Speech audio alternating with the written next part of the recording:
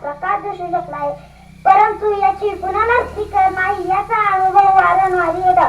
स्वातंत्र्य दिनी तिरंगा ध्वजापुढे अभिवादन केले की आपले कर्तव्य संपत नाही.